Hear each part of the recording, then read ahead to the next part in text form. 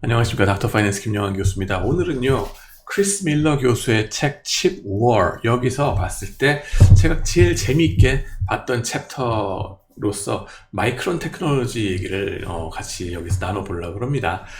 사실 이게 보시면은 우리나라 사람, 그리고 특히 우리나라에서 주식 투자하시는 분들 입장에서는 절대로 잊어서는 안 되는 회사가 바로 마이크론 테크놀로지죠. 왜냐하면은 우리나라는 반도체 공화국이지 않습니까? GDP에서 그리고 주식시장 시가총액에서 반도체 업종이 차지하는 비중이 엄청나게 높습니다. 삼성전자 한 회사의 시가총액이 전체 시가총액의 한 22% 정도를 차지합니다. 혼자서.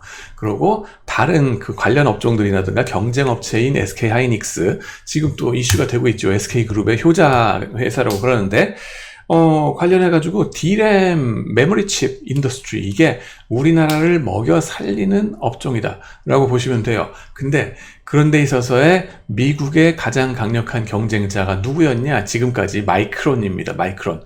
이 회사가 참 희한한 게 뭐냐면은 사실 D램이라고 하는 거는 인텔에서부터 시작해가지고 1950년대 60년대부터 해서 인텔이 하다가 야 이거 채산성이 안 맞는다, 일본한테 넘겨라. 그러고서는 자기네들은 이 똥똥똥똥 뭐라 그랬어요, 이 CPU로 옮겨갔죠.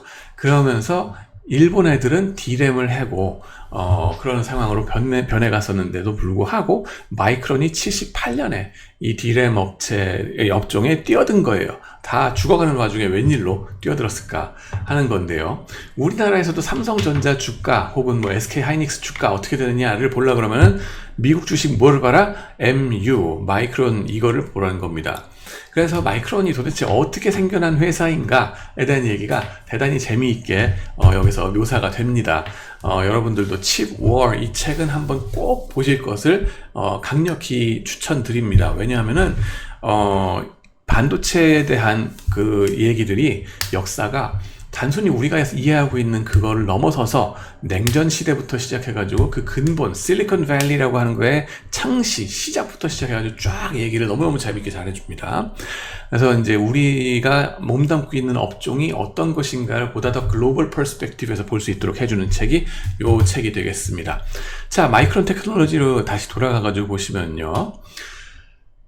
D램 업계에서 지금 이제 순수 D램 플레이어 썼죠. 그죠? 지금까지 해왔었고, D램 업계에서 2000년대 1등 하던, 그런 거가 있는데, 우리가 항상 삼성전자 주가가 어떻게 되냐 할 때, 이거 마이크론을 봤었다 하는 거고요. 이 회사를 만든 조 파킨스하고 월드 파킨스 형제들, 이분들이 도대체 이 맨정신으로 여기에 이제 78년에 들어올 수가 있었겠느냐, 어떻게 해서 그런 거냐 하는 얘기가 자세히 나오는데요. 특히 페어차일드를 비롯한 대부분의 반도체 관련 회사들이 실리콘밸리, 즉 캘리포니아의 샌프란시스코 근처에서 둥지를 틀고 시작했는데요. 얘네는 그 회사가 있는 지역이 실리콘밸리가 아닙니다. 희한하게 마이크론 테크놀로지는 거기서 한참 떨어진 로키 산맥 넘어서 저 산동네, 우리를 치면 강원도 두메산골, 그런 곳에 아이다호라는 주가 있거든요. 아이다호의 보이즈라는 도시에 둥지를 틀었습니다. 이게 어디냐? 지도를 보시면은 이렇게 나옵니다. 여기가 캘리포니아 그 바닷가가 쭉 나오죠. 샌프란시스코 실리콘밸리 요게 쭉 나오고, 거기서부터 차 타고서 10시간 20분 정도를 가면은 저 산골 너머의 보이즈, 이게 바로 아이다호 주에서 있는 도시라고 보시면 되겠습니다. 자, 여기에 마이크론이 있다는 건데, 잠깐 미국에서 잠시 지내보신 분들이라 그러면 아이다호 하면 딱 떠오르는 게 뭐예요? 감자, 그쵸? 음식료 사러 그로서리 쇼핑 가시면은 항상 식물 코너에 이걸 보셨을 겁니다. 아이다호 러셋 포테이토 해가지고 여기 아이다호 지도가 나오죠. 보이즈는 요 근처에 있겠죠. 요겁니다. 요렇게 생긴 거, 요건데 거기서 나오는 감자 엄청 유명합니다. 근데 이게 감자를 보여드리는 이유도 뭐냐면은 마이크론이 성공한 이유도 바로 이것 덕분이라고, 감자 덕분이라고 할 수 있다는 겁니다. 무슨 얘기냐? 이 창업자들 악수하는 모습 보이시죠? 파킨슨 쌍둥이 형제들이 그렇다고 완전 시골 구석의 농부 같은 프로파일을 지닌 것도 아니었다 하는 거예요.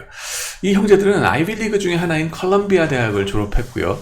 조는 법대를 나와서 변호사를 했고 대단히 똑똑한 사람들이었죠. 전자공학을 공부해서 칩 디자인을 했다고 합니다. 메모리 칩 같은 거를 어떻게 회로를 만들 것인가 하는 걸 공부했다는 거죠. 전자공학도로서. 그래서 텍사스에 있는 D램 회사인 모스텍에서 일을 했다고 합니다. 하지만은 이 회사가 이제 곧 일본의 공격에 못 이기고서 망하죠. 그러고 나서 인텔과 AMD, 내셔널 세미컨덕터 등 한다 하던 미국 회사들이 모두 D램을 버렸어요. 그러던 시기에 78년에 보이즈에서 치과 의사 집의 지하실에 모여서 회사를 저렇게 의기투합해서 차린 게 마이크론의 시작이라고 합니다. 그리고 이들의 사업에서 어려운 시기에 100만 달러라는 거금을 결정적으로 투자해줬던 부자가 있었는데 그 사람이 또 누구냐 하면은 감자왕, 포테이토 킹, 잭 심플라트라는 사람입니다. 이름도 심플할 것 같죠? 심플라트. 근데 감자가 심플하잖아요. 그죠? 심플라트. 여기서 보시면은 이제 이분은 1909년에 태어나셔가지고 2008년에 돌아가셨는데요. 이분이 감자왕 어떻게 된 거냐? 나중에 말씀드릴게요. 칩은 칩이로 돼. 감자 칩이냐, 반도체 칩이냐 하는 거의 차이다 하는 겁니다. 어차피 다 같은 칩 아니겠냐 하는 게 그게 농담이 아니라 하는 겁니다. 이분이 잭 심플라트 이 사람은 누구냐면은 아이다호에서 감자 농사를 크게 짓고요. 2차 대전 때에는 미국 최대 감자 유통업자가 됐다고 합니다. 1967년에는 맥도날드에 냉동 보관하는 프렌치 프라이즈를 공급해 주기 시작했다고 하고요. 당시에 식당들마다 생감자를 사와가지고 프렌치 프라이로 튀겨서 만들었으면은 맛있기로 유명한 그 러세트 감자 있잖아요. 이거의 경우는 연중 3개월은 식물 성장기라서 물량을 공급할 수가 없다고 해요. 그럼 어떻게 해야 돼요? 냉동 공급을 하든가 뭐 해야 될 거 아니겠습니까? 그 혁신을 이뤄냈다는 거죠. 심플라시 러셋 감자를 냉동 보관해서 연중 내내 공급하기로 했다고 합니다. 그러고 나서 1972년에는 감자뿐만 아니라 프렌치 프라이까지 냉동 보관해서 그냥 맥도날드에 제공해 줘 버리는 그런 신기를 발휘한 겁니다. 이 회사 JR Simplot Company 이거는 2024년 현재 미국에서도 54번째로 큰 비상장 기업이라고 합니다. 이 commodities 내지는 뭐라 그러죠? 이 곡물 트레이딩 관련된 회사 카길 같은 것도 그렇고 이 주식시장에 상장 안 시킨 것들이 그렇게 프라이빗 컴퍼니로 엄청나게 큰 것들이 있어요. 자기 오너십을 뺏기지 않겠다 하는 거죠. 그리고 이 먹고 사는 거에 관련된 것들은 사실 미국 회사들 중에 퍼블릭 회사로 주식시장에 안 내놓고 이렇게 프라이빗 회사로 계속 꽁꽁 이제 자기네들이 쥐고 있는 경우들이 대단히 많습니다. 그만큼 식생활이 중요하다는 거죠. 먹거리에. 좌우지간에. 그래서 맥도날드 체인의 절반 이상이 프렌치 프라이를 공급한다고 이 회사가 그렇다고 합니다. 그다음에 이분은 1973년에 은퇴를 하셨고 1909년에 태어나셨으니까 은퇴하실만 하죠. 그 다음부터는 뭐 하느냐? 벌어놓은 돈 갖고서 이제 정승처럼 투자하면서 살아가는 거죠. 근데 그중 하나가 마이크론에 투자한 거였다라고 합니다. 자, 그래서 이 잭 심플라트라는 분, 마이크론에 처음 투자를 하셨던 분이 이렇게 생겼구나 하는 걸 알 수 있습니다. 감자와 D램 칩의 공통점이 그럼 뭐길래? 뭐가 공통점이 있냐면은 사실은 그 제품들 보면은 몰개성하게, 개성이 없다는 거예요. 감자 하나하나, 그리고 이 D램 칩 하나하나 보시면 다 똑같아요. 도장 찍은 것처럼 완전 똑같습니다. 개성이 없어요. 소품종 대량 생산. 몰개성하게 대량 생산되어 상품 시장에 곡물처럼 트레이딩 된다는 게 공통점이 되겠습니다. D램 값이 오르내리는 걸 보면은요, 대단히 휘발성이 강합니다. 쌀하고 비슷하죠. 쌀도 몰개성하죠. 그 하나를 보면은, 그죠? 이게 이제 몰개성하게 커머디티로 트레이딩 되는 거의 특징이 되겠는데, 수요와 공급이 수급 상황이 1%만 서로 맞지 않아도 가격이 폭락하거나 폭등합니다. 그게 바로 상품 시장의 commodities market의 특징입니다. 그래서 우리도 반도체 슈퍼사이클이 왔다. 뭐 2020년에 그랬던 거 기억하실 겁니다. 혹은 다운사이클이라서 아이고야 장사가 형편없네. 하이닉스 난리 났던 거 기억하실 겁니다. 반도체도 또 마찬가지죠. 2020년에 그렇게 막 대박치다가 2021년, 2년 막 내려가면서 야, 이거 D램 어떡하냐. 그러면서 지금 와서 이제 야, D램에 집중하지 말고 우리 뭐 파운드리 해야 되는 거 아니냐. 막 갈등하시는 분들도 많이 계시는데 그 D램 업종의 특징이 원래 그래요. 그냥 참으세요 하는 겁니다. 이런 이제 슈퍼 사이클을 이제 겪게 되는 게 D램 업종, 엄청나게 위험한 시장이다 하는 겁니다. 미국의 감자 시장을 쥐락펴락 해왔던 사람, 스팀플러트, 이 사람 입장에서는 익숙하죠. 이건 내 바닥이네. 그렇죠. 이런 이제 커머디티스 회사에서는 어떻게 해야 되느냐? 여기서의 성공 방식은요, 스케일 이코노미라고 하죠. 규모의 경제. 이거를 이루어야 된다는 겁니다. 대량 생산. 이게 이제 밭대기 이런 걸 갖다가 이 만석군이가 돼야 되는 거예요. 이거 말하자면은. 그죠? 그래가지고 어떻게 하느냐. 원가를 대폭 절감하고 싼 가격에 내다 팔아서 치킨 게임으로 경쟁자들을 몰살시키는 거예요. 그야말로 치킨 게임을 하는 거죠. 자, 그래서 보시면은 이게 짐 러저스 씨 기억나시죠? 그분의 투자 철칙이 뭐라 그랬어요? 모르겠으면 투자하지 말라. Don't invest in what you don't know. 그랬는데, 잭 심플러트는 여기에 충실했던 거예요. 말하자면은, 자기가 아는 업종, 말하자면 자기한테 익숙한 감자하고 비슷한 D램. 이쪽은, 어떻게 하면 살아가는지 알겠어. 라고서 그냥 투자를 하는 거죠. 그렇게 해가지고 승산 없는 싸움은 하지 말라. 하는 걸 잘 지켰다. 하는 거가 같다 보시면 됩니다. 이런 산업은요, 남들이 다 나가 자빠질 때 싼 맛에 들어가서 버티면은 장기적으로 대박이 난다 하는 겁니다. 신기하죠? 그리고 이 쌍둥이 형제들의 특기도 때맞춰 효과를 발휘합니다. 법률 전문가인 조의 경우에 일본 업체들에게 반덤핑 제소를 적극적으로 하도록 미국 정부에다가 러비를 많이 했습니다. 여기에는 투자자 감자왕 심플러트도 한 역할을 해줬다고 합니다. 같이 가야 되는 거죠. 모든 것이 협력해야 되는 겁니다. 때마침 일본은 미국산 농산물 수입에 엄청난 관세를 매겼어요. 그럼 심플러트 입장에서는 뭐예요? 아니, 내가 파는 감자를 이것들이 안 받아? 그러면서 가뜩이나 일본이 미웠는데 이제 같이 의기투합을 하게 되는 거죠. 그러면서 자국의 농부들을 보호했으니 화가 날 대로 났다 하는 거거든요. 그래서 복수혈전으로 우리도 미국 D램의 관세를 때리자. 그러니까 우리 미국도 일본의 D램의 관세를 때리자 하는 게 같이 나가는 거죠. 그리고 칩 디자인 전문가였던 워드의 능력도 빛을 발했는데, 당시의 업체들은 무어의 법칙에 따라서 뭐냐면, 무어의 법칙은 골든 무어, 인텔의 그 과학자죠. 그분이 뭐라 그랬어요? 2년마다 반도체에는 이 IC 회로가 집착되는 게 2배가 된다. 이제 2년마다 2배의 파워가 된다는 거. 그 무어의 법칙, 기하급수적으로 막 폭발적으로 그게 달리게 되는데, 일정한 실리콘 웨이퍼 조각 위에 보다 더 많은 트랜지스터를 축소해 넣어서 고성능의 칩 만드는 것에 매달렸다고 합니다. 근데 하지만은 월드는 역발상을 생각한 거예요. 뭘 생각하느냐 하면은, 같은 수의 트랜지스터를 절반 넓이에 집어넣어서 능력이 같은 칩을 절반의 비용으로 생산하자 하는 아이디어를 구현한 겁니다. 그래서 일본의 저가 공세에 이렇게 맞서자 하는 거죠.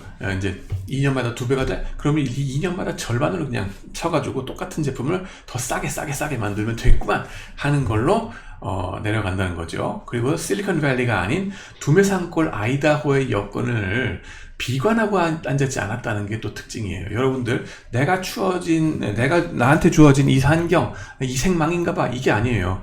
이게 실리콘밸리가 아닌 게 오히려 축복이었다 하는 게 되게 재밌습니다. 그걸 최대한 활용했는데, 여기서 어떤 게 장점이냐? 몇 가지 나옵니다. 첫 번째가 전기 비용이 싸다 하는 거예요. 그리고 결정적으로 공장 노동자들에 대한 협상력인데, 당시에 일본의 D램 업체들은 이제 뭐 어때요? 정부의 보호와 지원 속에서 저가 공세로 시장을 잠식하잖아요. 그러니까 실리콘밸리에 있는 미국 반도체 회사들에서는 어떻게 했어요? 구조 조정을 해야 돼요. 원가 절감하기 위해서. 그러다 보면은 정리해고돼야 되는데, 일단 회사에 일을 빡세게 시켰겠죠. 그러면 직원들이 워라밸을 따지면서 아이 나 이거 이렇게 빡세게 일하는 거 못하겠어. 바로 옆에 경쟁 회사로 이직해버리게 일쑤였다는 거예요. 그러니까 죽기 살기로 품질 개선을 위해서 불량률을 축소하고 제조 공정을 보다 효율화하기 위해서 뼈를 깎는 노력을 해야 되는데 실리콘밸리에 위치한 회사들은 그게 불가능했다는 거예요. 반면에 아이다호 산골에 있는 마이크론의 경우는 뭐예요? 먼합선이라 그러나요? 그죠? 노동자들에게 독점적인 지위를 과시했다는 거죠. 아니 반도체 공장에서 빡세게 일하는 거 싫으면은 나가서 감자를 캐시든가. 감자 캐는 거 싫어? 여기서 주는 대로 받아먹고 노동하란 말이야. 그러면서 시키는 거죠. 울며 겨자 먹기로 반도체 하나에 집중해서 노동자들과 엔지니어들이 죽기 살기로 이래가지고 지금의 마이크론이 됐다 하는 겁니다. 마이크론은 사실 절박함이 만들어낸 회사라고 하겠습니다. 그리고 이 회사가 나중에 98년에는 텍사스 인스트루먼트로부터 메모리 칩 사업부를 인수하는데 위에서 말한 모스텍도 그렇고 텍사스가 알고 보면 많은 반도체 관련 기업들의 고향이라는 것도 알 수 있습니다. 컴팩이라든가 많은 회사들이 있죠. 그리고 요즘 삼성을 비롯해서 많은 반도체 회사들이 다시 이쪽으로 오스틴 텍사스이죠. 공장을 짓는 이유가 다 있었다 하는 겁니다. 보이즈 아이다호에 있는 마이크론 공장 점경이고요. 우리나라 책들에서는 이 기업의 시작에 대한 역사가 별로 다뤄지지 않아요. 그리고 우리나라의 이 책에서는 일본 기업들 위주로 설명을 합니다. 하지만 알고 보면 엄청 재미있고 이 업종의 성격에 대해서 중요한 시사점을 우리에게 주는 게 바로 마이크론입니다. 일단 D램 업종, 순수 D램 플레이를 하면은 그 주가가 어떻게 움직일까 궁금하시면 마이크론 테크놀로지의 주가를 보면 됩니다. SK 하이닉스가 어떻게 되는가 마이크론 테크놀로지를 보면 됩니다. 삼성전자가 궁금합니다. 마이크론 테크놀로지를 보면 됩니다. 보시면은 이게 지난 맥시멈 주가를 뽑은 거거든요. investing.com에서. 이게 잘못 나갈 때는 $10에서 빌빌거리다가 잘 나가는 사이클을 잘 맞으면은요 갑자기 $10 나온 게 거의 $100를 넘나들면서 왔다 갔다 해요. 8배, 9배를 폭등과 폭락을 거듭하는 게 바로 반도체 업종의 천성입니다. 여러분 이런 거 아셨습니까? 예전에 우리가 D램 업종으로 우리가 집중해서 간다고 우리나라에 구군을 건다고 했을 때 구군이 이렇게 올라갔다 이렇게 내려갔다 할 수 있다는 걸 우리가 진작에 알았나요? 마이크론을 보는 순간 이게 우리나라가 가는 길이구나. 우리나라의 코스피가 왜 개걸음을 칠까? 당연히 D램에 목숨을 거는 이상은 개걸음을 칠 수밖에 없습니다. 근데 그거에 너무 신세 한탄할 건 아닌 거는 가끔가다 대박이 나면은 장난이 아니다 하는 겁니다. 그리고 지금 또 하나 여기서 HBM이라든가 이런 거로 인해서 지금 마이크론 테크놀로지가 물 들어온다 노져라 하고 있는 거죠. 마이크론의 주가 보시면은 이런 커머디티 시장의 슈퍼 사이클과 비슷하게 간다 하는 거고요. 사실 그러면은 삼성전자 이게 왜 이렇게 안 올라가냐? 이것도 사실은 D램 때문에 그렇다는 거예요. 반면 삼성전자는 D램 퓨어 플레이가 아니죠. 뭘 해요? 다각화를 했죠. 셀폰, 그죠? 갤럭시, 그 다음에는 가전도 있고 통신 장비도 있고 그런 걸 해서 다변화를 했기 때문에 저 정도로 위험천만한 거는 아니다. 분산했기 때문에 이 정도로 위험천만하게 가져가지는 않았다. 비즈니스 포트폴리오가 이거보단 안정적이다 하는 게 다행입니다. 좌우지간에 그래도 SK 하이닉스 같은 경우는 저쪽에 가깝고요. 그 다음에는 D램은 성격 자체가 이런 회사를 움직이는 회사들은 이 장들은요 엄청나게 공격적인 분들이어야 되겠죠. 그리고 이런 거를 피할 수 없으면은 어때야 되겠어요? 즐겨야 되겠죠. 저런 폭등과 폭락을 즐기는 분, 어떤 때 폭등과 폭락을 즐길 것 같아요? 여러분도 혹시 취미가 비행기 조종하시는 분이거나, 그죠? 그러면 이륙과 착륙, 헬리콥터 이륙과 착륙 이런 걸 즐기시는 분들한테 딱 맞는 업종이 바로 D램 업종이 되겠습니다. 자, 그러면은 마이크론 테크놀로지 같은 경우에 그 CEO가 어떤 분이었는가? 스티브 애플턴 대단히 유명하죠. 좀 이따 말씀드리고 이건희 회장 같은 분 보시면 어때요? 스포츠카 레이싱 이것도 제로백 몇 초에 만에 뚫느냐 이거 있잖아요. 제로백 말하자면 제로백 언제까지 가느냐. 그래서 죽기 살기 승부 보고 이 엄청나게 투쟁적인 그 경쟁심 강하시고 이런 분들이 리더를 해야 돼요. 이쪽은요. 초격차를 이룬다 어쩐다 하는 거 대단히 공격적인 얼굴이시기도 하고 권오현 회장님 얼굴 보면 대단히 납작한 거 알 수 있죠. 거기에 최적화된 분입니다. 자, 그렇게 해서 D램 엄청나게 널뛰게 하는 거 이걸 견딜 수 있는 분들 이제 이건희 회장님 말씀드렸지만은 전 그 회장님 그분도 고등학교 당시에 서울 사대부고 당시에 레슬링 해서 학교의 주먹대장 겨뤄가지고도 뒤지지 않았다는 이야기 신문 기사에 나와 있습니다. 이런 거 나쁜 게 아니에요. 긍정적으로 승화시키는 게 중요하다고요. 막지 말라니까요.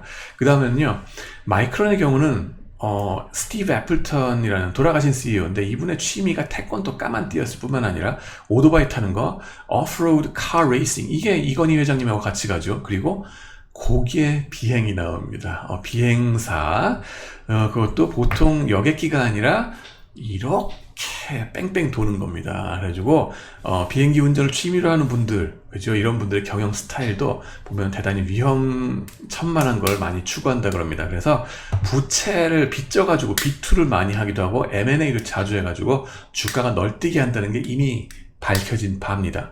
애플턴한테 이거는 뭐 껌 같은 거죠. 그래가지고 고개 비행으로 뺑글뺑글 수직으로 돌고 이렇게 에어쇼를 했던 것도 있으니까는 알아줘야 되겠죠.